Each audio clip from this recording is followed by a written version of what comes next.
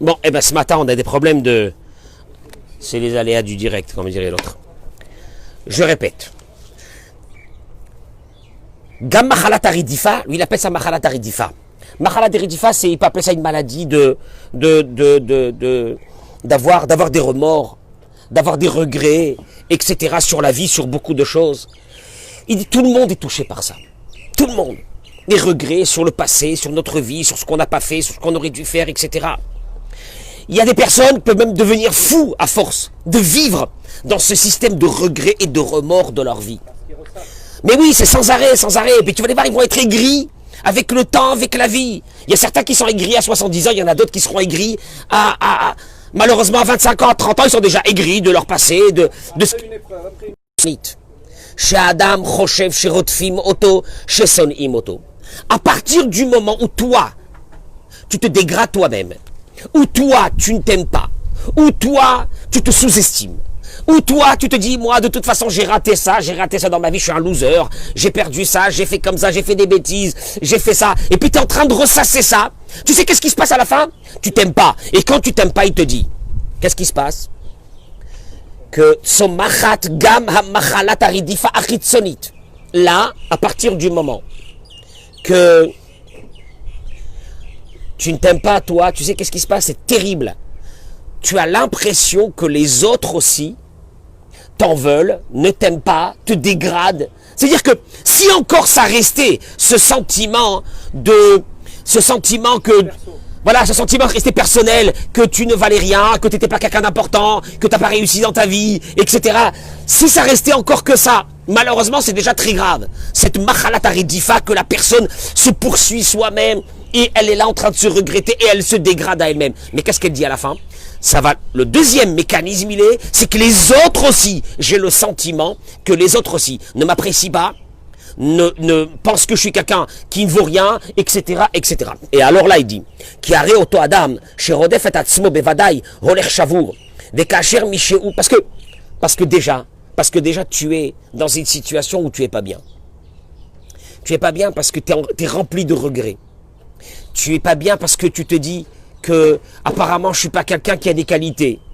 Alors, à partir de ce moment, quand une personne en face de toi ne te sourit pas, ou quelque chose comme ça, qu'est-ce que tu dis? Voilà, tu vois, il ne me sourit pas, il m'a pas dit bonjour, il m'a pas bien accueilli, il a raison, c'est parce que je vaux rien. Tu comprends? Et alors, des cachers, Michou, Mistakala Alay, Alav, ou Choshev, Lama. Et quand il y a quelqu'un qui l'observe et qui le regarde, qu'est-ce qu'il dit? Pourquoi il me regarde? Toute la soirée, il m'a regardé. T'es déjà comme ça, ils te disent, bah toute la soirée il m'a regardé. Bah je l'ai vu, hein, toute la soirée il m'a regardé. Elle a pas lâché son regard. Je suis pas parano, et je sais pas pourquoi, je suis pas parano. Ou Betarsone Oti, c'est sûr qu'il me hait. Regarde, ce qu'on appelle Machalat Aridifa. Machalat Aridifa, ça veut dire que d'abord, tu te poursuis toi-même. Et tu te dis que toi-même, tu es quelqu'un qui n'est pas important. Et que tu te dis que toi-même, tu es quelqu'un qui a raté ta vie. Et tu te dis toi-même, déjà à la base, ma vie, elle était pas terrible. Et à partir de ce moment, va naître en toi ce sentiment que tu es quelqu'un de nul. Et maintenant, mieux que ça, tu vas chercher la confirmation de cette nullité dans le regard des autres. Et là, tu vas dire, t'as remarqué? T'as vu comment il m'a regardé? Mais voilà, c'est normal. T'as vu, je suis rentré, ils m'ont pas dit bonjour. Hein. Écoute-moi bien, quand tu entends une personne qui parle comme ça, c'est une personne qui manque de ce qu'on appelle bitachon atzmi. Comment on dit bitachon atzmi? Confiance en soi. De confiance en soi. Une personne qui a confiance en soi, elle s'aime. Elle s'aime, elle est sûre que les autres, ils l'aiment. Traduction, une personne qui n'a pas confiance en soi. Une personne qui dit, de toute façon, je suis un loser. De toute façon, j'ai raté dans ma vie plein de choses. Et je suis un moins que rien, etc., etc. Qu'est-ce qui se passe? Elle va chercher confirmation de ce qu'elle ne vaut rien, entre guillemets, dans le regard des autres. Et elle va le trouver tout de suite. Et elle va dire, t'as remarqué? Elle est rentrée. Il parle maintenant des belles sœurs. Elle est rentrée, t'as vu comment ta mère, elle a souri? T'as vu comment ta mère, elle a accueilli? Moi, je suis rentré, rien du tout. T'es d'Alecha. Écoute-moi bien. Quand tu t'aimes. Non, quand tu t'aimes. Non, laisse, mais non, regarde. Quand tu t'aimes, et tu as des qualités, et tu sais que tu as des qualités, tu ne vis pas avec l'impression que quand quelqu'un te regarde, il te regarde mal. Mais quand tu vis dans un système où il te manque ce qu'on appelle du bitachon atzmi, ça veut dire que tes qualités, parce que on verra, il n'y a pas quelqu'un qui n'a pas des qualités. Mais tu Tu te dis non, j'ai pas de qualité, enfin je suis un petit peu banal, etc. J'ai aucune qualité en moi. À partir de ce moment-là, tu vas chercher confirmation de, entre guillemets, de ce que toi tu penses que tu ne vaux rien dans les yeux des autres. Et ça c'est très grave. Et regardez. Et ça se développe dans l'être humain. Il y a des personnes chez qui cela arrive à des niveaux affolants. Et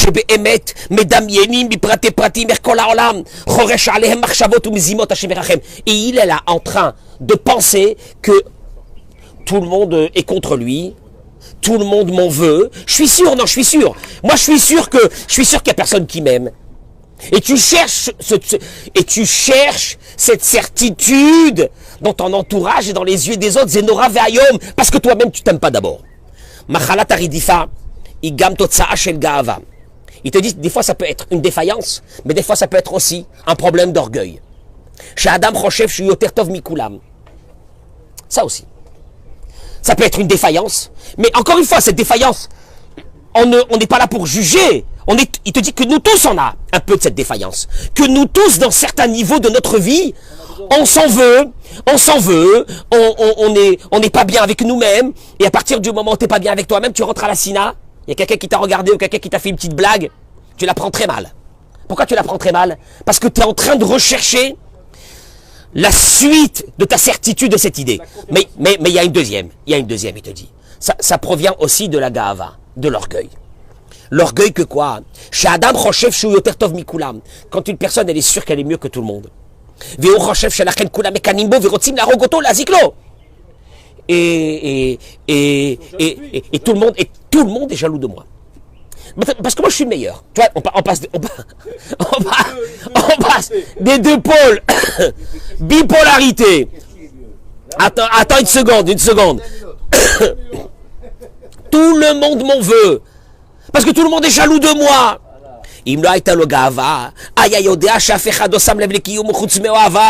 S'il n'avait pas d'orgueil, il aurait compris qu'à part ses amis proches et sa famille proche, les autres, tu passes devant lui, tu dis Shabbat Shalom, ça va. Qu'est-ce que il va pas te prendre ta vie. Qu'est-ce qu'il a besoin de toi? Il fait sa vie, toi tu fais ta vie. Ton regard, c'est le regard de tes proches. Atrufa, Atova, Beyoter, la Machala, Zo. Alors comment on guérit? Comment on guérit de ça? C'est énorme. Écoutez-moi bien, c'est énorme. Comment on guérit de ça? En deux mots, comment arriver, Stéphane, à une situation où tu t'aimes? Parce qu'il faut s'aimer. Parce qu'il faut s'aimer, il faut se kiffer. Moi je vous dis la vérité, celui qui se kiffe, mais pas ce qui fait de façon pas normale. Celui qui se kiffe, celui qui sait, on va le voir que... Tu entends ou non, Olivier? T'as pas l'air de te kiffer ce matin. C'est vrai? Bon. Alors, Amen, Kenny Ratson, kiffons-nous. Et je vais vous dire pourquoi. Baruch Hashem. D'où vient l'idée que Baruch Hashem, t'es quelqu'un qui est valable? Que t'es quelqu'un qui a des qualités extraordinaires? Hein? Il te dit, Hiha Oda'a. On revient sur le cours d'hier. C'est la suite. Le remerciement. S'il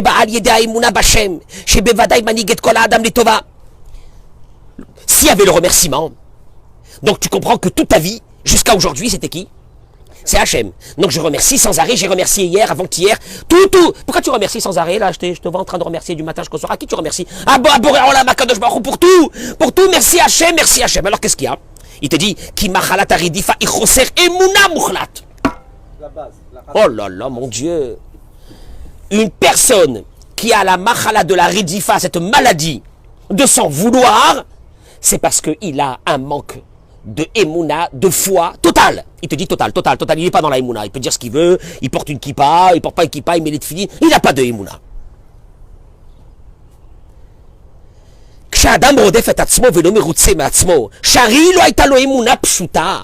Parce que s'il avait...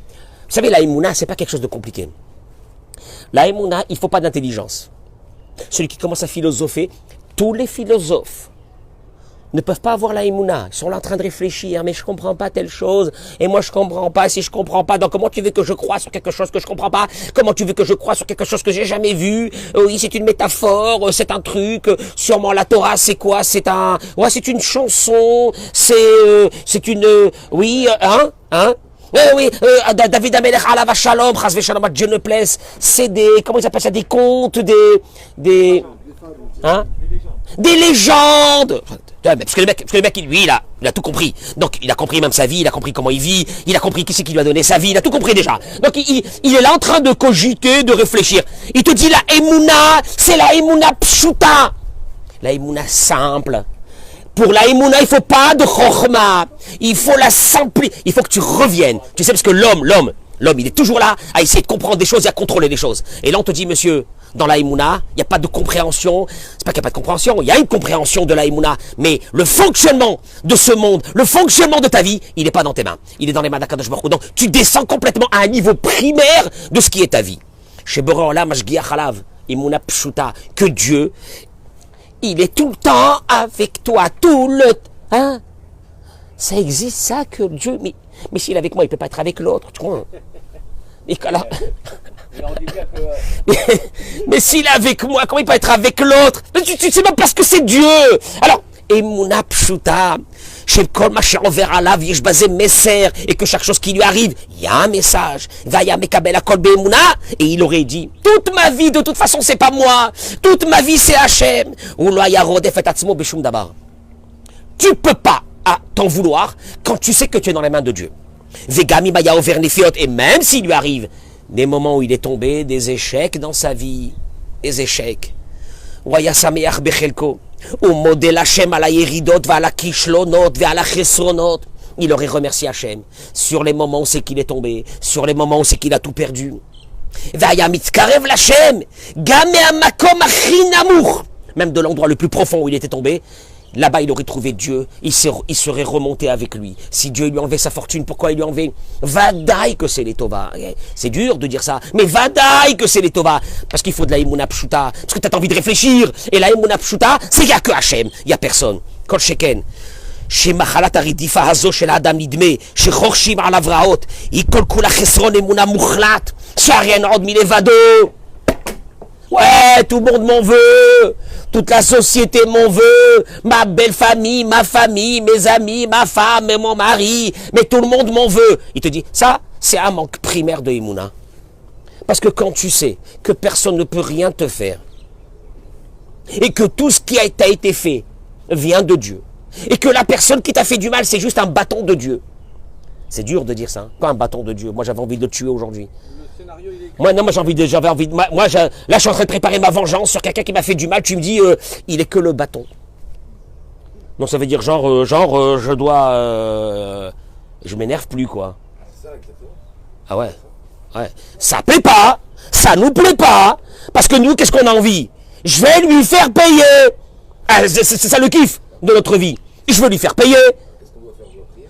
Mais il te dit, si tu arrives à ce sentiment qu'il y a des personnes qui te poursuivent, tu es dans un manque de Emouna le plus total. C'est pas nous qui écrivons le scénario. Parce que le scénario n'a pas été écrit ni par cette personne, ni par personne, c'est Dieu.